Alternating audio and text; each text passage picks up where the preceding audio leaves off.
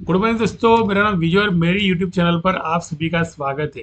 यहाँ पर मैं आपके लिए एक मोस्ट इम्पोर्टेंट अपडेट लेके आया हूँ। अगर मान लो इस अपडेट को आप देखते हो तो आपको कम से कम एक चीज़ पता चल जाएगी कि मैं टारगेट लगा के काम करूँगा। टारगेट लगा के आप काम करोगे और टारगेट लगा के काम करोगे तो आपका जो टाइम पास हो रहा है मार्केट के अंदर, जैसे टाइम पास हो रहा है मार्केट के अंदर, वो आपका टाइम पास नहीं होगा। एक चीज़ की मैं गारंटी देता हूँ। और बिना टारगेट अगर काम करते हो तो आपने अगर मान लो कोई स्टॉक लिया है, अब ये जो कंपनी की लिस्ट है ये वकरान जी कंपनी की लिस्ट है। और यहाँ पे ये लिस्ट का जो डेटा आता है ना, वो बहुत प्योर डेटा निकल के आता है कि इस कंपनी में कर्जा कोई नहीं है। ऐसी काफ़ी सारी कंपनियां हैं कि जिन पे कर्ज नहीं है, लेकिन जिस पे कर्ज नहीं है तो उसको ऐसी कौन सी दिक्कत है कि प्राइस को गिराई जा रही है भैया। तो ये होता है इंटरनल इंसाइडर ट्रेडिंग जिसे कहते हैं, कि जिसके बारे में किसी को नॉलेज नहीं होता है। लोग अलग अलग तरह से भ्रमणा बना लेते हैं और कुछ अलग अलग बातें करते हैं कि कंपनी को घाटा हुआ, ये हुआ, वो हुआ, लेकिन ये चीज़ें समझ में नहीं आती है कि भैया कंपनी का क्वार्टर टू क्वार्टर हिसाब रहता है। तो जब क्वार्टर टू क्वार्टर हिसाब के अंदर क्या होता है कि कंपनी अगर अच्छा खासा प्रॉफिट देती है, दिखाई दे देती है। फिर नया क्वार्टर जैसे आता है, तो ये जो क्वार्टर आया था, तो यहाँ पर सितंबर महीने में रिजल्ट थे, तो रिजल्ट में एक हाई दे दिया। कंपनी प्रॉफिट कर रही थी तो सपोर्ट से छलांग लगा दी। अब जाके हुआ क्या, कंपनी में वापस रिजेक्शन आया। बिकॉज के दूसरे 3 महीने निकालने के ना तो खर्चा पानी निकालना पड़ेगा ना। तो खर्चा पानी कहाँ से निकलेगा, उसको ट्रेडिंग करते रहेंगे तो खर्चा पानी निकलेगा। लोगों को आकर्षण देना पड़ता है। लोगों को आकर्षण यानी ब्रेकआउट के सपने दिखाने पड़ते हैं, तब जाके लोग एंट्री देते हैं ना। तो होता क्या है, यहाँ पर आपने लिया, अब आप फंस गए।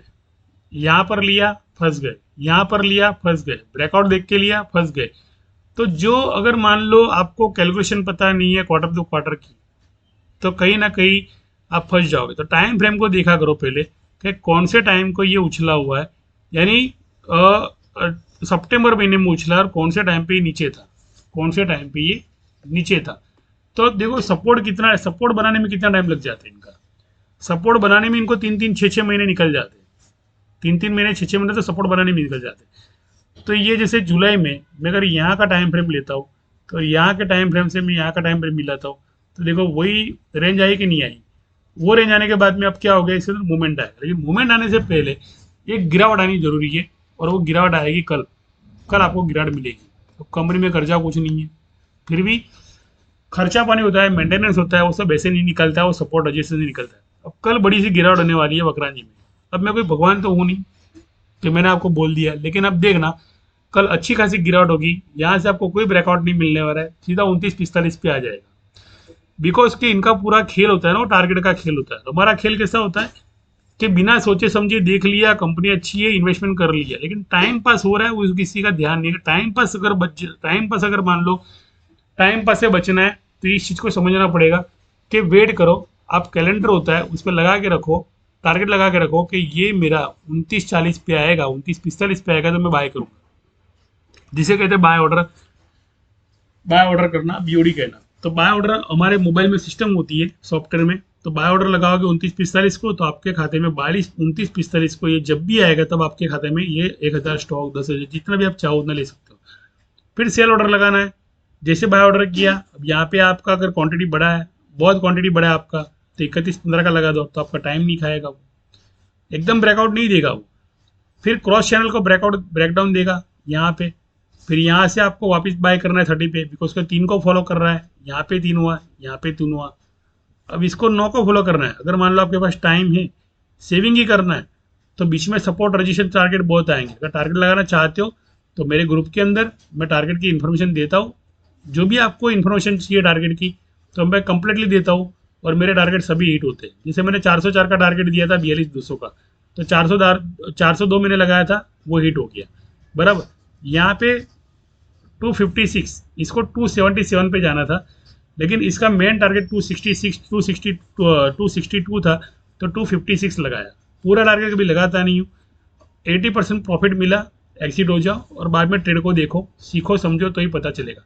अब जैसे यही है, 262 का टारगेट था, 260 पे हिट हुआ, वापस दूसरा पैसा मिला यहाँ पे।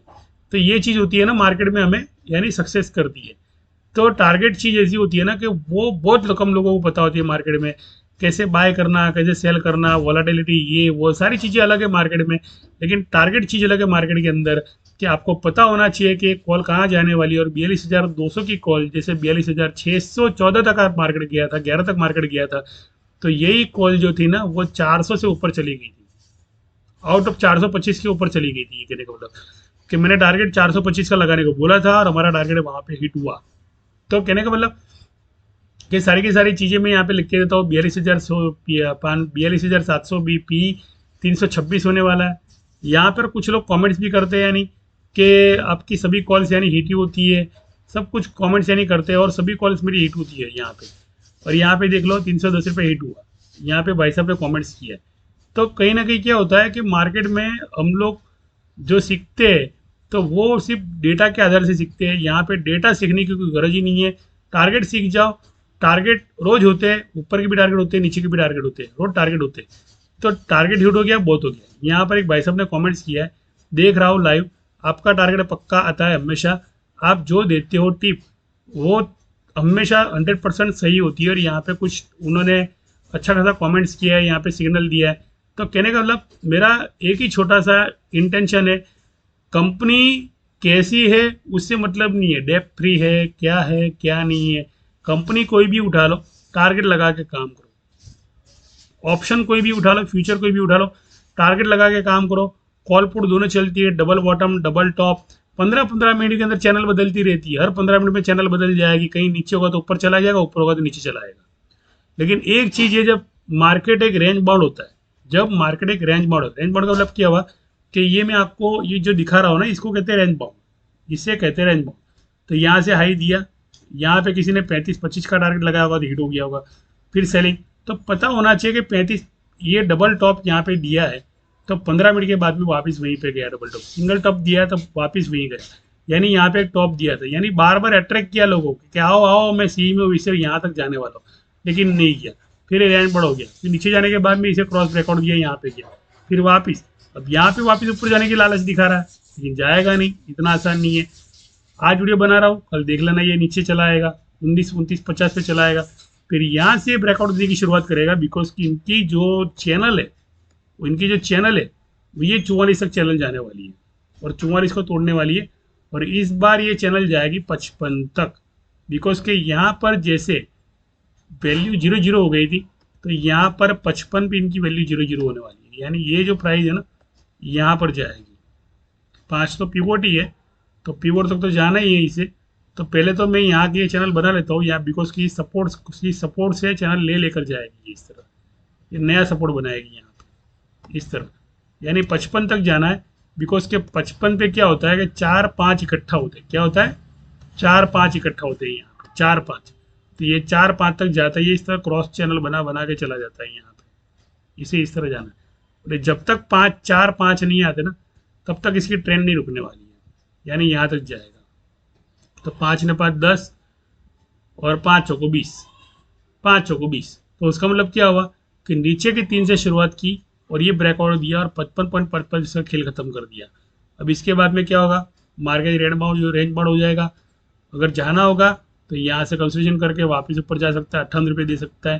तो ये कुछ बाइंग जो होने वाली है ना, तो ये बाइंग बहुत, यानी कहने का मतलब कि बहुत नॉर्मल बाइंग जिसे कहते हैं कि कंसोलिडेशन की बाइंग होने वाली है।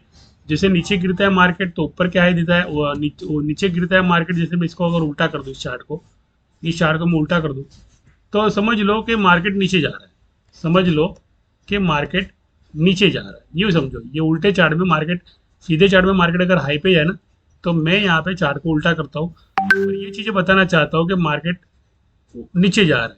तो चेक क्या करना है कि चेक ये करना है कि यहाँ पे कौन सी ऐसी डिजिट थी कि जहाँ पे उसने ट्रिपल बॉटम दिया था, तो 29-40।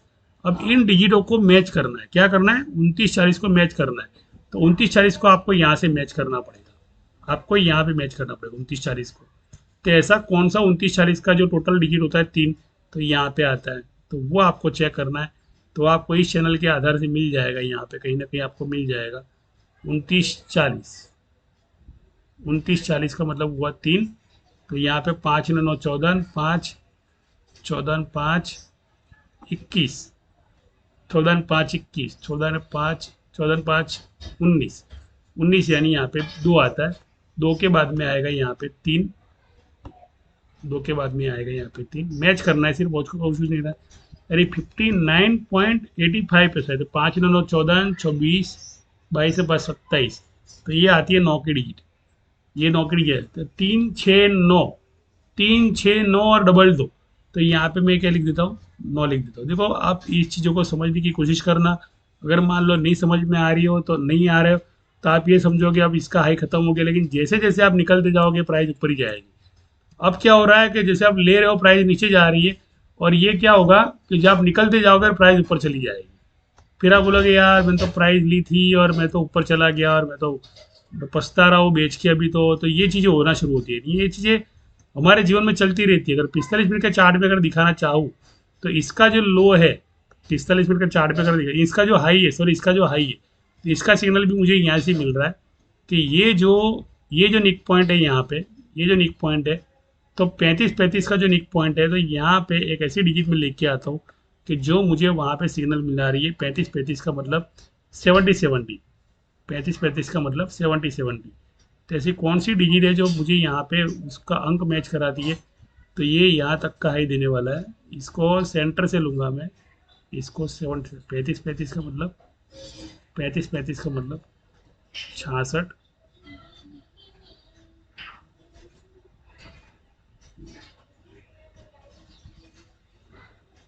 35 का मतलब 70 हुआ ना, तो 35 का मतलब 70 हुआ, तो ये 69.35 पे ही जाने वाला है, यानी 35 का मतलब डबल हुआ है, 70 हो गया, तो ये हो गया 7 और 2 9, तो ये और ऊपर जाने वाला है समझ इस चैनल के माध्यम से। यानी इसका जो टारगेट है ना, लॉन्ग टर्म टारगेट जनवरी महीने तक का, ये टारगेट है। आप लेते जाओगे तो वो बेचता जाएगा, आप बेचते जाओगे तो लेता जाएगा, आप बेचते जाओगे तो लेता जाएगा, तो ये इसका टारगेट है इस बार का, मकरान जी का टारगेट। यहाँ तक, इसके बाद में ये लोग तय करेंगे कि अब क्या करना है, नीचे डालना है ऊपर डालना है, जो भी करना है यहाँ से तय करेंगे, बिकॉज क्या नया क्वार्टर रिजल्ट आएगा, और नया क्वार्टर रिजल्ट डालने के लिए वापस इसी सपोर्ट पर रिटेस्ट करने के लिए लेके आएगा, और यहाँ के बाद में एक और रिटेस्ट करेगा यहाँ पे। अब मंदी के अंदर देख लेना स्टॉक को, अगर मंदी में देखना तो स्टॉक को देख लेना, ये टूटता हुआ सितारे की तरह, ये टूटते हुए सितारे की तरह सीधा यहाँ पे आ जाएगा। देखो कभी कभी क्या है कि उल्टा उल्टा देखोगे ना तो सीधा पता चलेगा, सीधा छोड़ो, सीधा देखोगे तो उल्टा पता चलेगा।